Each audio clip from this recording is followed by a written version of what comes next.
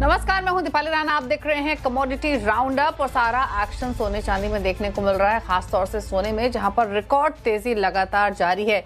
लेकिन क्या इस रिकॉर्ड तेजी का डिमांड पर असर पड़ रहा है, इस पर करेंगे बातचीत। प्राइसेस पर तो आउटलुक लेंगे ही, साथ ही आगे शो में चर्चा करेंगे हम दलहन की। दरअसल दलहन में निर्भरता से आत्मनिर्भरता की ओर क्या हम बढ़ते हुए दिखाई दे रहे हैं, इंपोर्ट्स कैसे रह सकते हैं, क्या एंटिसिपेशन है, इस पर करेंगे हम बातचीत। और इन सब पर चर्चा करने के लिए जीजेसी के चेयरमैन राजेश रोकड़े हमारे साथ मौजूद रहेंगे, agri farmer and trade association के जनरल सेक्रेटरी सुनील बलदेवा और साथ ही एसएमसी ग्लोबल सिक्योरिटीज के वीपी वंदना भारती हमारे साथ मौजूद रहेंगे। आप सभी का स्वागत है। लेकिन सबसे पहले तो सोने की बात ही कर लेते हैं, क्योंकि इंटरनेशनल मार्केट्स में कल हमने इंट्राडे में 4000 के ऊपर भाव जाते हुए देखे थे, टच हुए थे, और आज तो डिसाइसिवली 4000 के ऊपर प्राइसेस ट्रेड कर रहे हैं। घरेलू बाजार में भी तेजी लगातार बरकरार है, रिकॉर्ड हाइज बनते हुए हम लगातार देख रहे हैं और 1,22,000 तक सोना घरेलू बाजार में पहुंचते हुए दिखाई दिया है। मल्टीपल फैक्टर्स रहे हैं जिसने इस तेजी को सपोर्ट किया है, और इस साल की शुरुआत से लेकर अब तक देखें तो 50% की तेजी सोने में आ चुकी है। डॉलर इंडेक्स में 10% की गिरावट रही है।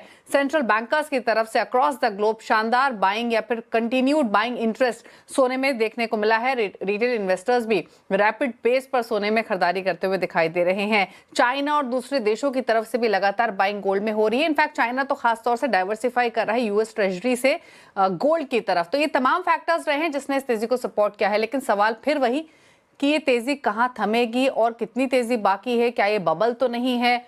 अगर रुकी ये तेजी तो क्या प्राइसेस नीचे आएंगे? इसको लेकर थोड़ा सा कंफ्यूजन, थोड़ी सी एप्रीहेंशंस अभी भी बनी हुई हैं आमतौर पे रिटेल इन्वेस्टर्स के बीच में। लेकिन डिमांड पर किस तरीके का इंपैक्ट देखने को मिल रहा है, इस पर भी हम करेंगे बातचीत। लेकिन वंदना से पहले प्राइसेस पर आउटलुक ले लेते हैं। वंदना, पहले तो भाव को लेकर इनफैक्ट व्हाट नेक्स्ट, अब क्या? 1,22,000 के भाव ऑलरेडी हम देख रहे हैं घरेलू बाजार में, अब क्या आगे?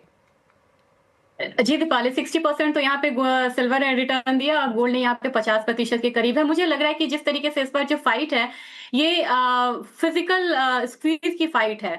और चाइना इतने बड़े लेवल पे भी, जैसे कि सितंबर में चांदी का हमारे इंडिया में जो इंपोर्ट है वो डबल हुआ है, तो इतने हायर वॉल्यूम पे भी, हायर प्राइसेस पे भी दीपाली ये चीज देखा जा रहा है कि डेरिवेटिव मार्केट पे भी हायर वॉल्यूम के साथ ये हाइस लग रहे हैं।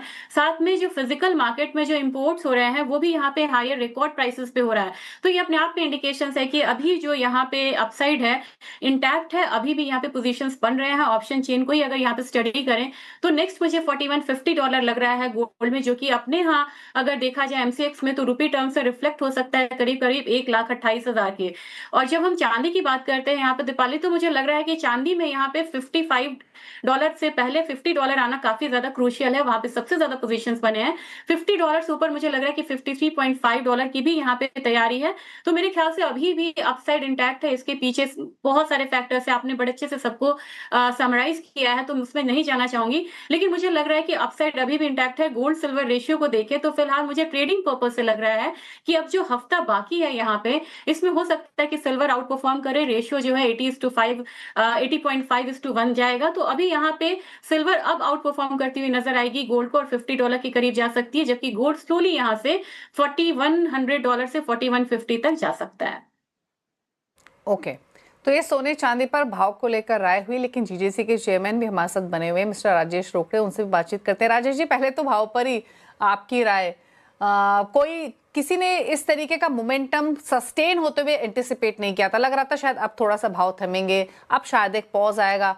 सोने चांदी किसी को ऑब्लाइज नहीं कर रहे हैं। पहले तो सोने पर बताइए, अब भाव को लेकर आपकी समझ क्या कहती है, कहाँ जा रहे हैं?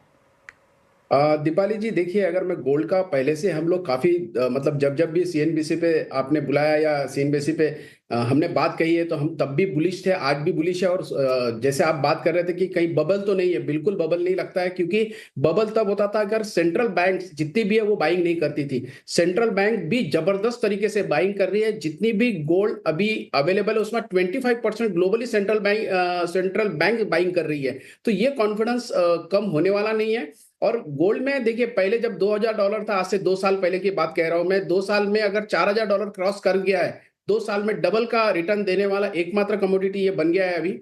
और इसका विश्वास और भी ज्यादा प्रबल इसलिए हो रहा है क्योंकि ये डिमांड कम नहीं हो रही है। हाँ, मैं मानता हूं कि अगर कंपेयर टू लास्ट ईयर 2024 में, अगर 2025 और 2024 में हमने करीब करीब 100 टन कम इंपोर्ट किया है 2024 के मुकाबले। लेकिन बावजूद घरेलू मार्केट में जो जिसे कहता है रिसाइकल गोल्ड, वो अवेलेबल होने के कारण यहाँ उतना इम्पैक्ट नहीं हुआ। लेकिन ओवरऑल पूरे वर्ल्ड में देखता हूं तो सभी की डिमांड है। चाइना ने, आपने देखा होगा, 30 बिलियन का पिछले महीने में परचेस किया है। तो कहीं ना कहीं गोल्ड को सभी तरफ से बहुत जबरदस्त तरीके से बुलिश के लिए सपोर्ट मिल रहा है। और मुझे लगता है अगर मैं गोल्ड की जो जर्नी देख रहा हूं, ये यहाँ थमने वाला नहीं है। हाँ, पहले जब गोल्ड $2000 था या $2200 था, 10% की तेजी मंदी होती थी तो $200 का नीचे ऊपर होना बहुत बड़ी बात लगती थी। लेकिन जिस तरीके से अभी $4000 को क्रॉस कर गया है, तो मुझे लगता है कि अगर $200-300 नीचे भी आता है तो वो एक करेक्शन है। आने वाले दिनों में गोल्ड $4200 से $4500 के बीच में फिर से नए रिकॉर्ड बनाएगा। और इसके पीछे रीजन भी है। अब देखिए यूएस में जिस तरीके से शटडाउन है, 8 दिन हो रहा है, तो कहीं ना कहीं फेड के रेट कट को लेके एक थोड़ा असमंजस स्थिति बनते जा रही है। तो वो एक दबाव बन रहा है गोल्ड के ऊपर। साथों साथ जब तक ट्रम्प है, ट्रम्प की जो आर्थिक नीति है या फिर टैरिफ की इश्यूज है, इसके वजह से गोल्ड बहुत ज्यादा ऊपर भाग रहा है। और सभी लोग भी कंट्री, फॉरेन रिजर्व, सभी देश, तो ये सब कारण की वजह से गोल्ड रुकना कहीं पर भी मुझे लगेगा। राजेश जी, बिल्कुल, ये तो बिल्कुल सही है कि बाइंग चौतरफा हो रही है, ज्यादातर सब देशों की तरफ से हो रही है। सेंट्रल बैंकर्स की तरफ से जो पेस है बाइंग का, वो सस्टेन हो रहा है, जिसने इस तेजी को सपोर्ट किया है। अच्छा, आपने कहा कि डिमांड इंटैक्ट है, तो मैं जानना चाहूंगी कि ये कौन सी डिमांड की आप बात कर रहे हैं? क्या ये इन्वेस्टमेंट डिमांड है जो बनी हुई है? अगर घरेलू बाजार की स्थिति देखें तो किस तरीके का एक्शन फिजिकल मार्केट में देखने को मिल रहा है, कंसीडरिंग फेस्टिव सीजन ऑन है? क्योंकि कहीं ना कहीं जो रीसेंट रिपोर्ट्स आई हैं कि इस हायर प्राइसेस की वजह से जो फिजिकल बाइंग है ज्वेलर्स के यहाँ, वो थोड़ा सा इंपैक्ट होते हुए दिख रही है। बिल्कुल, देखिए थोड़ा एक चेंज हम लोग ने देखा है। पहले लोग इसे इन्वेस्टमेंट ही के लिए ही जब सोचते थे, तब ज्वेलरी इंडस्ट्री की तरफ थोड़ा सा आते थे। लेकिन लोगों को ये समझ में आ गया है कि ये इंडस्ट्री इन्वेस्टमेंट के साथ साथ यूज करने वाली इंडस्ट्री है। इसे आप कोई भी, पहले क्या होता था, हमारे यहाँ बुलियन खरीदने वाले लोग इन्वेस्टमेंट का सोच के आते थे, लेकिन अभी ऐसा नहीं है। लोग ज्वेलरी खरीदते, जब से इंडिया में हॉलमार्किंग मैंडेटरी हो चुका है, क्वालिटी को लेकर किसी को टेंशन नहीं रहा है। Globally we are now in the very sound position. तो सभी लोग अभी बुलियन के जगह ज्वेलरी खरीदते हुए हम लोग ने देखा है। ऐसे मैं खुद रिटेलर हूं, तो ये हमारा अनुभव इसमें है। अच्छा, तो फिजिकल मार्केट में कुछ इम्पैक्ट हुआ है हायर प्राइसेस का? फुटफॉल्स आई एम श्योर होंगी अभी भी राजेश जी, लेकिन जो बाइंग हो रही है वो किस तरीके की फिजिकल मार्केट में देखने को मिल रही है फिलहाल? पिछले साल के मुकाबले स्पेशली कंपेयर करें तो ड्रॉप कितना है, अगर हम डिमांड की बात करें?